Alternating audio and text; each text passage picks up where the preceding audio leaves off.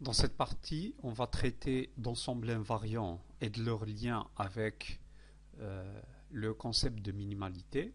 On va commencer par une définition.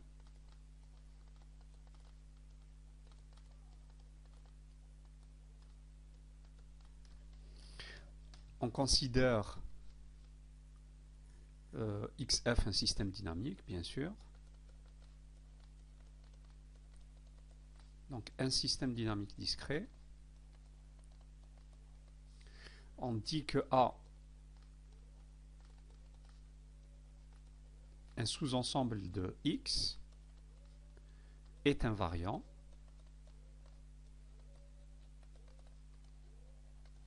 si et seulement si l'image de A est incluse dans A.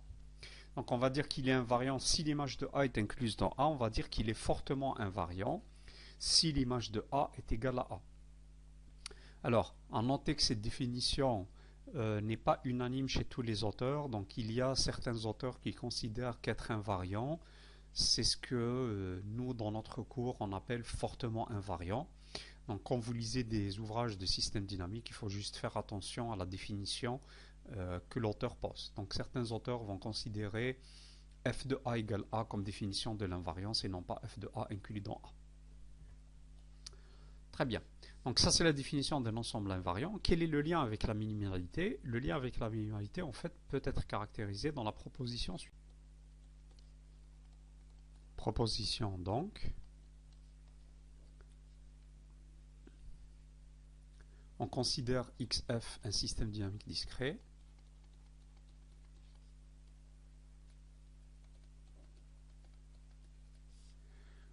XF est minimal.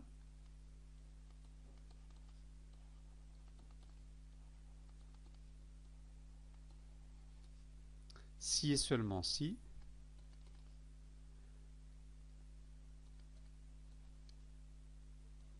il ne possède aucun fermé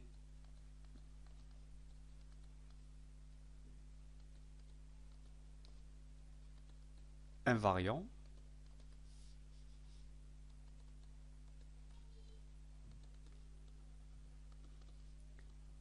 sauf l'espace total et l'ensemble vide. C'est-à-dire un système dynamique est minimal si et seulement si il n'a pas de fermé invariant autre que l'espace X et l'ensemble vide. Et on va voir la preuve de cette proposition qui est assez facile. On va voir maintenant la preuve de la proposition. Supposons que XF est minimal et on va démontrer que les seuls fermés invariants sont X et l'ensemble vide.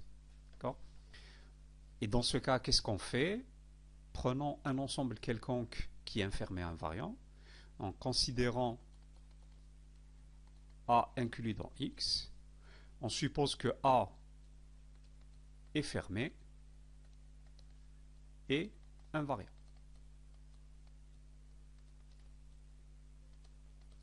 Vous aurez premier cas trivial, A est vide, ça veut dire qu'il est égal à l'ensemble vide. Si A est différent de l'ensemble vide,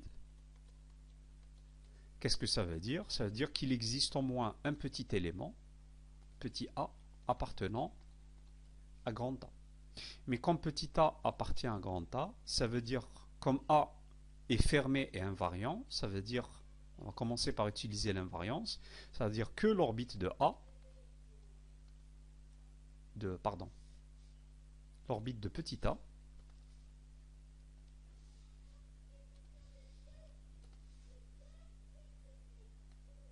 c'est-à-dire que l'orbite de petit a est incluse dans l'ensemble grand A. Si vous dites que petit a appartient à grand A, je vais essayer de l'écrire ici. Si vous dites que petit a appartient à grand A et que vous dites que A est invariant, ça veut dire que FA appartient à grand A et vous étendez ça par récurrence. Donc Fn de petit a appartient toujours à grand A. Et ça vous permet de dire que l'orbite de petit a en entier est incluse dans grand A. L'ensemble A est infermé, on va fermer celui-là, ça veut dire que la fermeture de l'orbite de A est toujours incluse dans la fermeture de A qui est égale à A lui-même parce que c'est infermé. Mais je sais que le système XF est minimal, donc ça c'est égal à quoi? C'est égal à grand X. Donc je sais que grand X est inclus dans A qui me donne que X est égal à A. Donc ça c'est l'implication dans ce sens. Si XF est minimal, alors les seuls fermés invariants de grand X sans grand X lui-même et l'ensemble vide. On va faire la preuve maintenant dans l'autre sens. Là également c'est très simple. Les seuls fermés invariants sont grand X et l'ensemble vide et on va démontrer que XF est minimal. Alors, quel que soit petit x appartenant à grand X, je sais que l'ensemble suivant, orbite de petit x fermé, est un fermé invariant.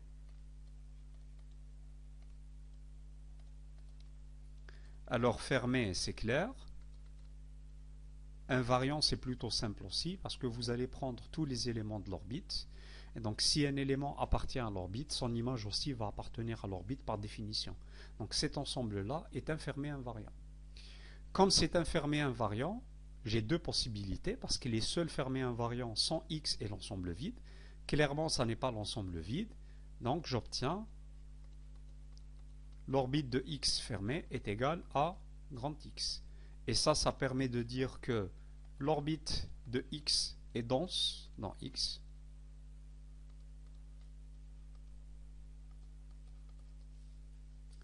Comme tout point de X possède une orbite dense, ça veut dire que XF est minimal.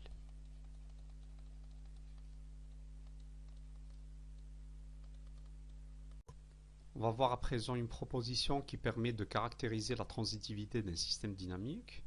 On se donne donc XF, un système dynamique.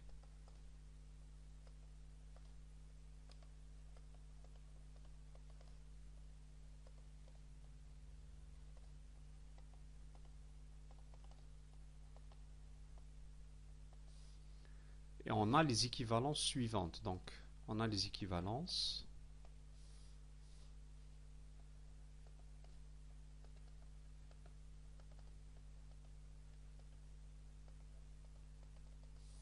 Donc, en 1, XF transitif.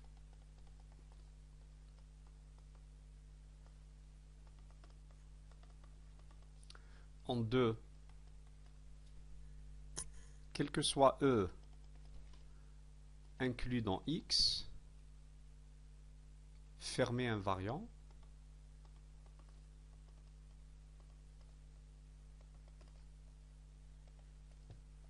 Alors on a deux choses, ou bien l'intérieur de E est vide, ou E est égal à X. En 3, on a quel que soit U et V inclus dans X, ouvert non vide,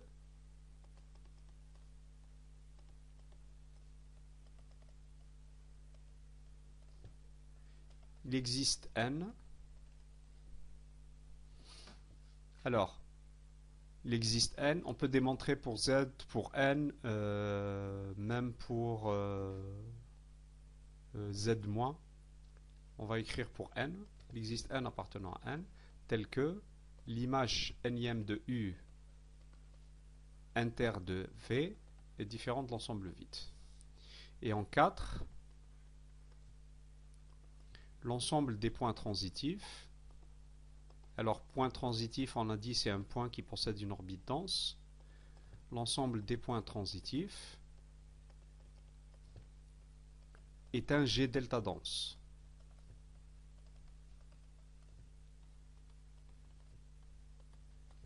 Alors, qu'est-ce que ça veut dire G delta dense? Ça veut dire que c'est l'intersection dénombrable d'ouvert dense. Donc G delta dense. Donc intersection dénombrable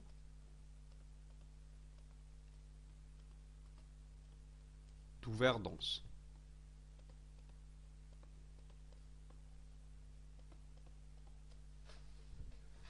Donc on a ces équivalences-là donc, qui permettent de caractériser ce qu'est un système dynamique transitif. Un petit instant pour regarder ça, si vous vous rappelez, quand on a démontré, quand on a caractérisé la minimalité, en fait on a un résultat équivalent, mais dans ce résultat, en fait, ça nous donne que tout fermé invariant, c'est ou bien l'ensemble vide, ou bien l'espace total X. Donc là, la variante dans le cas de la transitivité, en fait, c'est que l'intérieur est vide, mais il existe, ça peut exister en fait des fermés invariants qui ne sont pas vides, mais dont l'intérieur est vide. D'accord? Il faut penser dans cette possibilité-là, il faut penser à tout ce qui est point fixe, point périodique, leurs orbites, ça va être des fermés invariants. Leur union aussi, l'union de ces orbites des points périodiques, ça va être aussi des fermés invariants. Alors, on va démontrer que 1 implique 2. Donc, on va supposer que XF est transitif.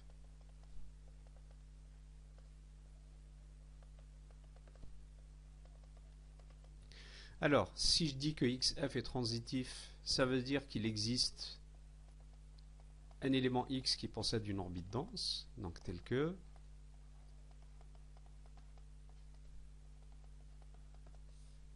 Maintenant, on va prendre un fermé invariant d'intérieur non vide et on va montrer que ce fermé invariant est égal à X. Donc, soit E inclus dans X, un fermé invariant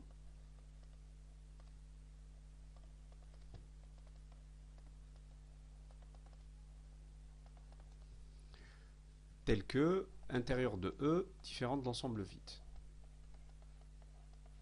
D'accord? Donc si l'intérieur de E est différent de l'ensemble vide, ça veut dire que l'intérieur de E, en fait, c'est un ouvert non vide. Et par densité de l'orbite de X, les deux vont avoir une intersection non vide. Donc par densité,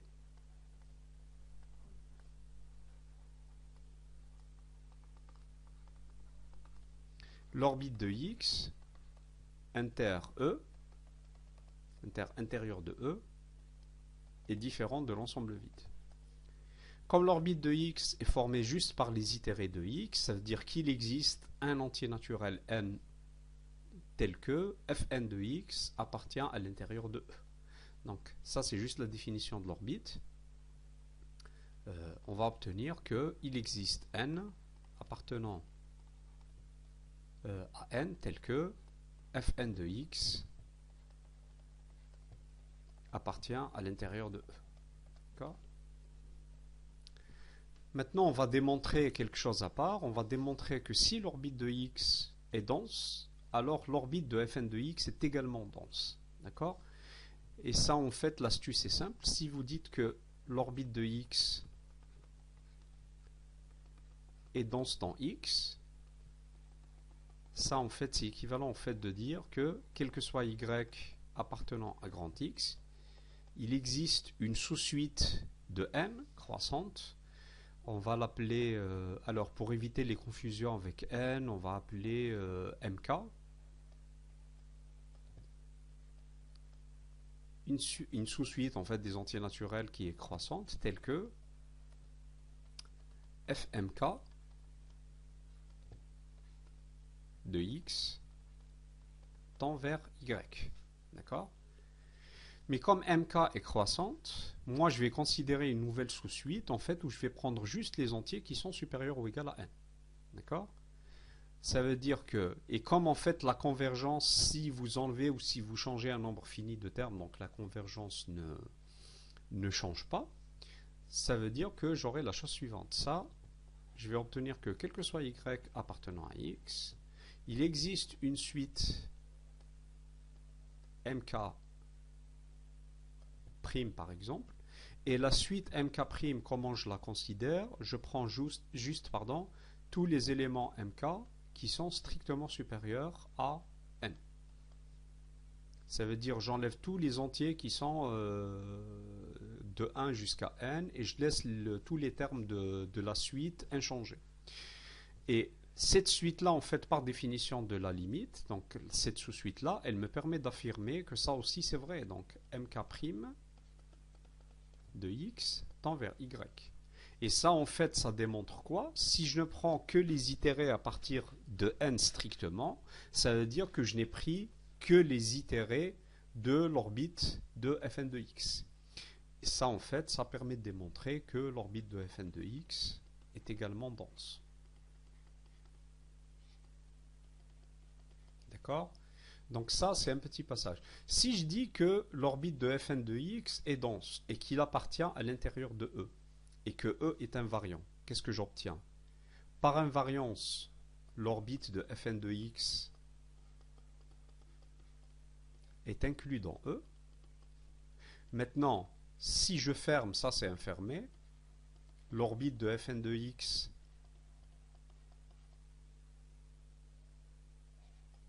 est inclus dans E. Donc si je ferme ici, ça en fait ça me permet de donner quoi? Ça c'est infermé et ça c'est x. Ça me permet d'obtenir que x est inclus dans E. Ce qui me permet de conclure que E est égal à x. Voilà donc pour la preuve 1 implique. À présent on va démontrer que 2 implique 3. Alors je rappelle que dans 2 on a dit que tous les fermés invariants d'intérieur non vides sont égaux à l'espace x. Et dans 3, on doit démontrer que si j'ai 2 ouverts non vides,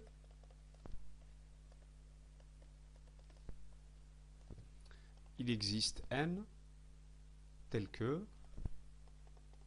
Fn de U inter V est différent de l'ensemble vide. D'accord? Dans cette version-là de la démonstration, on va démontrer que n appartient à un grand N, mais en fait ça marche pour n appartient à z-, à z aussi. Ça veut dire on peut les démontrer dans plusieurs configurations. On va prendre celle où n appartient à un grand N. Ok. Je vais prendre U, un ouvert non vide quelconque, et en fait, on va le rendre en quelque sorte invariant. Et comment on le rend invariant? On considère l'ensemble suivant. En fait, l'ensemble, l'union, tel que I appartient à N, des itérés d'ordre I de U. Cet ensemble-là est clairement invariant parce que si vous prenez l'image de cet ensemble, vous allez retrouver la même chose, moins U. Alors, je vais détailler un peu. Ça, c'est quoi? C'est U. Pardon, ça c'est U.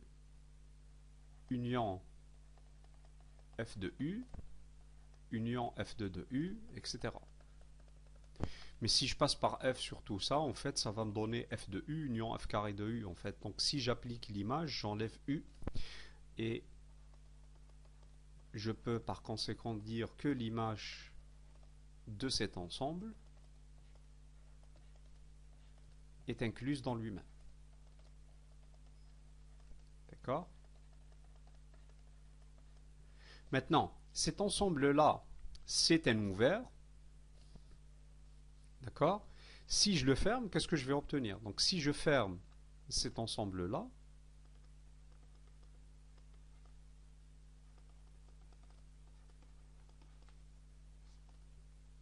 ça me donne un fermé invariant. Alors, il y a une petite remarque ici. Il faudrait encore démontrer que la fermeture d'un ensemble invariant est invariant. Mais c'est vrai, je laisse à ceux qui souhaitent le faire chercher la preuve. Mais bon, si je ferme, ça sera un invariant. Donc cet ensemble-là est un fermé invariant.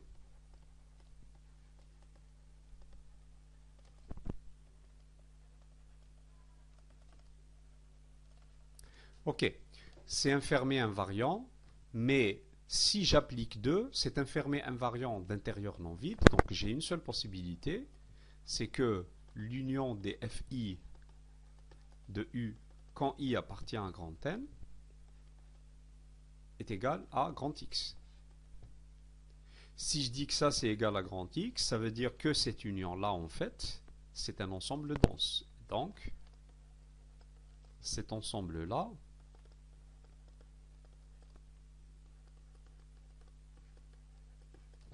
est dense.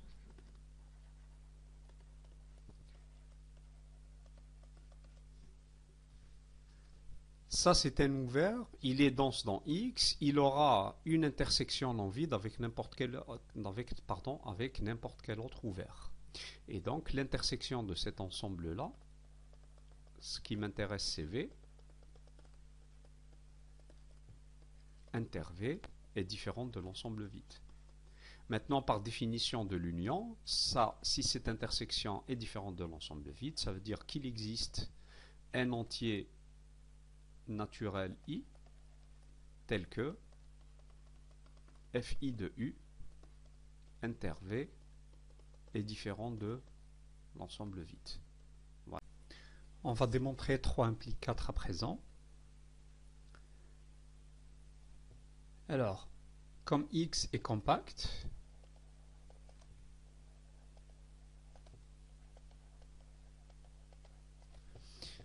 il existe une base dénombrable des ouverts. Donc il existe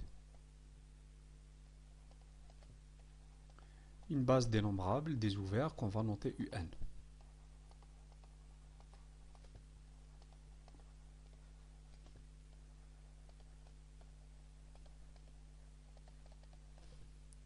On la note UN telle que N appartient à grand N. D'accord ? Maintenant, à partir de cette base dénombrable des ouverts UN,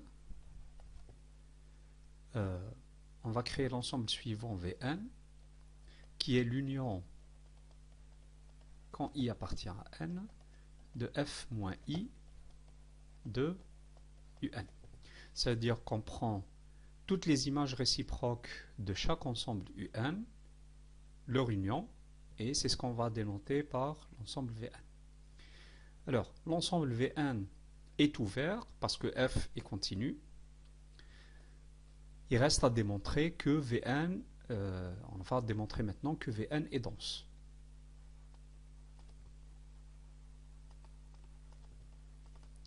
Pour démontrer que Vn est dense, je vais utiliser ce que j'ai dans 3, d'accord ? Pour démontrer que Vn est dense, on va démontrer qu'il a une intersection non vide avec n'importe quel autre ouvert. Donc on va considérer par exemple, quel que soit E inclus dans X ouvert, en appliquant 3, en fait, qu'est-ce que j'ai? Je sais qu'il existe M par exemple appartenant à grand M, tel que Fm de E inter UN est différent de l'ensemble vide. D'accord? Mais ça veut dire quoi? Ça veut dire que si j'applique l'image réciproque, ça veut dire que E inter F moins M de UN est différent de l'ensemble vide. Et ça veut dire quoi? Ça veut dire que Vn, alors regardez bien, Vn c'est l'union de toutes les images réciproques, ça veut dire que E inter Vn est différent de l'ensemble vide. Ok? Maintenant, comme E inter Vn est différent de l'ensemble vide, quel que soit E ouvert inclus dans X, ça veut dire d'où Vn est dense.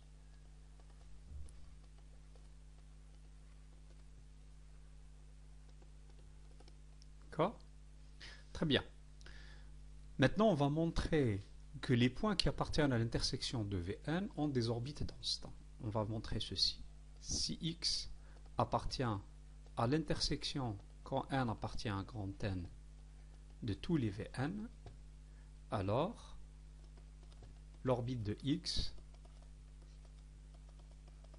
est dense. Alors, si X appartient à l'intersection des Vn, qu'est-ce que ça veut dire? Donc je vais écrire ça ici. X appartient à l'intersection des Vn. Ça veut dire que pour tout n positif, pour tout n appartenant à n, X appartient à Vn. Mais si X appartient à Vn, ça veut dire qu'il existe un indice I appartenant à grand N, tel que X appartient à F moins I de Un. Alors ça, si vous voulez le détailler encore un petit peu, ça veut dire que quel que soit n appartient à grand N, il existe I appartenant à grand N, tel que Fi de X appartient à Un. Mais si je dis Fi de X appartient à Un, ça veut dire que quel que soit n appartenant à quantum. L'intersection de l'orbite de X et de UN est non vide. Si je dis que l'orbite de X inter-UN est toujours non vide pour tout n, ça veut dire que l'orbite de X est dense parce qu'elle a une intersection non vide avec la base des ouverts. D'accord ? Alors, il nous reste en dernier 4 implique 1. Si l'ensemble des points transitifs est un G delta dense, c'est-à-dire si je suppose que l'ensemble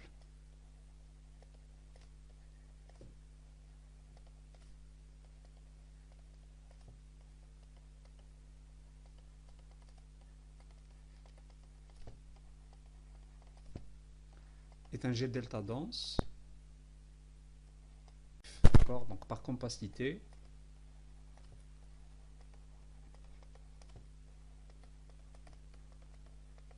l'intersection est non vide, donc il existe un point X transitif.